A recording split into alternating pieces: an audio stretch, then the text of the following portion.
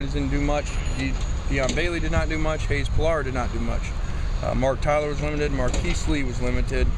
And Robert Woods were limited. So obviously there's a bunch of guys that we need to get back. And the only good thing is we are a day ahead. And so as we go throughout the week, hopefully they all will be back. Is Deion Bailey cleared for contact yet? No. What happened to Hayes Pilar?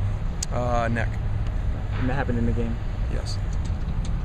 Did not think it would be something that he missed practice, and then has been really sore. How about Eric Dejon? Ankle.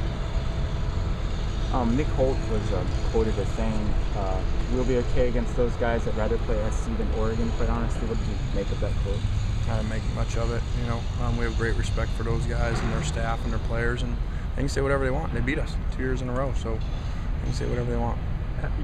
You'll say, you know, every game is the same and you have to approach every game, but how badly do you want to beat Sarkisian? This isn't about Sarkisian or Kiffin. We want to beat Washington because they beat us. And just like anybody we play, we want to win every game that we play. And especially when you feel like you had a game that we could have won, you know, much like the Notre Dame game, you know, you do have a sense from your players that you'd like to get those back because you felt you could have won them. So with so many opportunities, and you have to wait a whole year to have a chance again. Do you expect George or Mark to be back on Saturday? I don't know. You know, I think Mark's probably a little more likely than George, but both of them may be there. Isn't there going to be a lot of talk in the off-season, though, from the winner to the loser in terms of you and Sarkisian? No, not with us. Maybe other people do that. We don't really. You know, I think we both respect each other, and I mean, we maybe would have done that stuff 5 years ago or something, but we got enough other stuff to worry about. Going head-to-head with him, has it changed your relationship with him off the field at all? No, not at all. No, I don't think so. You know, we still, you know, find time to end up at the same places sometimes, and families hang out and are very close. So I don't think so at all. Probably brought us even closer, you know, just both becoming head coaches and understanding what the other person has to go through. What do you think when you're watching a game like Oregon-Washington? You get a chance to watch it, and you think, you know, you thinking what Sark is thinking out there, that kind of stuff? Yeah, I watched a little bit of it, but once again, you know, the Oregon deal just doesn't help us very much, and so we don't really pay much attention to those games when people are playing them because the styles are so much different of what they do, and so you know, we obviously look more at games like Stanford. You guys are.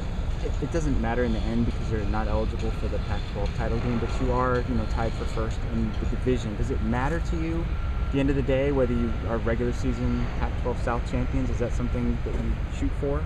Sure. Yeah, we'd like to be. You know, because obviously these players have no control over not getting to go to the bowl game. It had nothing to do with them, so they can control winning the games, and so sure you want to do that. You know, just as a message about where we are as a program, and that even with all the adversity and all the sanctions and transfers, all that stuff, that if we were able to still do that, I think that would say a lot about these guys. Did you watch any of the LSU-Alabama game? And if so, what were your impressions? Not very much. Just kind of read about it and all the missed field goals.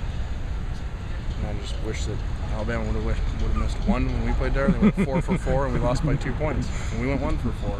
So that's really all I was thinking about. Does that, like a 9-6 score, surprise you at all coming at? I mean, well, I think that score, no matter what, would surprise you, regardless of the defenses, because both of them have great skilled players on offense. So I think it was a little surprising, but not that much. You know, I mean, those are, you know, two maybe the best defenses ever to play.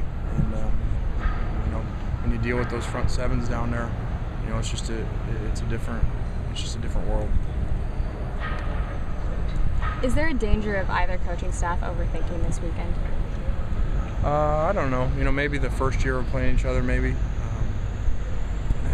I don't think we will. You know, I think, you know, we've talked all week that this is about us like we always do and just playing really well. We've started to play well as a team for the most part, you know, over the last 3-4 games, and so we just need to continue to do that. You've had a lot of true freshmen that have kind of been able to compete or, you know, contribute almost immediately, where it looks like it's a little harder for true freshmen on defense. Is it a harder adjustment for a true freshman on defense than maybe offense? Yeah, I don't know that there's something to that, but that seems to be the case, and it's been the case for years here.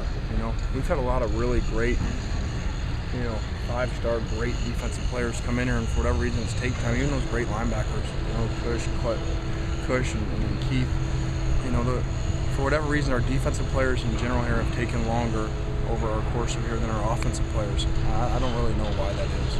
I don't know if that is with other people the same. It doesn't seem like that this issue with other people. Joe Barry was saying it might have been different with Lamar if not for the ankle injury. What does he do differently that put him in a different position to contribute right away? I'm confused. Lamar. What about him? It seemed like early on he was better prepared than to contribute. Oh, than in other freshmen in general? Yeah. Well, I think that's, Lamar. Lamar's a great student. His approach to the game is very, very sharp, really sharp. Obviously, between my dad and Joe, they've had a lot of great linebackers over the years and a lot of high, first-round pick rookies, where they were at. And, they say Lamar picked things up as well, or if not better than anybody they've ever had. And so I think really, his ability to pick things up and how serious he is about being great, having enabled Lamar to do so well and like he was in camp. And, would have played a lot more by now if he wouldn't have had the setback. Another true freshman is J.R. Tavai. He's been doing more lately. How do you assess what he's done? Yeah, very natural player. Good story. Not like most other guys we're talking about. Not highly recruited 5-star players. Actually, a guy that my dad has a real hard recruiting area. Is the South Bay, and so a lot of premier talent coming out of there. And he went to a practice and watched him one day.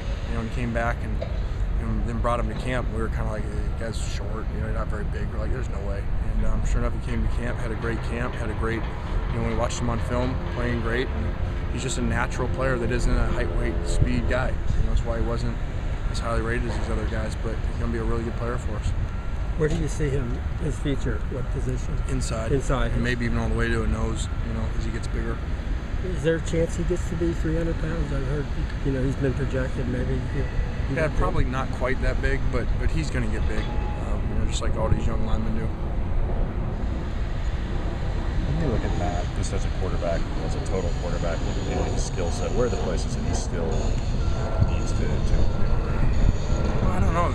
He's playing really well, obviously, and doing things really well. I don't know how much better you do with this many young guys and this much experience in front of him. Matt makes a lot of plays out of rhythm, because he has to. And sometimes guys are screwing routes up, and sometimes guys are missing blocks, and so I think that's actually made him better.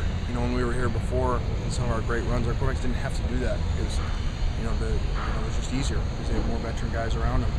And so I think it's been really good for Matt, and I think he's doing really well. About the only thing I'd say is the deep ball accuracy. If you take the year, he's missed some deep balls, but that would be about it.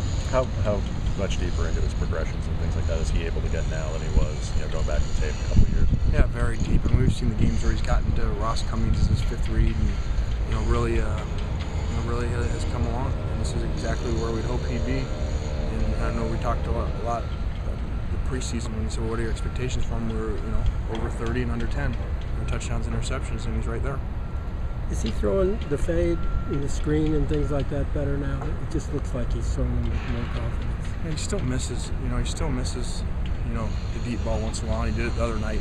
Robert was going to score from about midfield there and missed it, but he came back with a great throw to Marquise. And so he's continuing to improve, but we can always find things to do better. How do you fix that? Just really timing with the guys, and once again, so many different guys in there. And I think Robert's injuries have hurt that. Robert's timing, most weeks Robert practices about half the time, because of his ankle. So I think that's part of it too.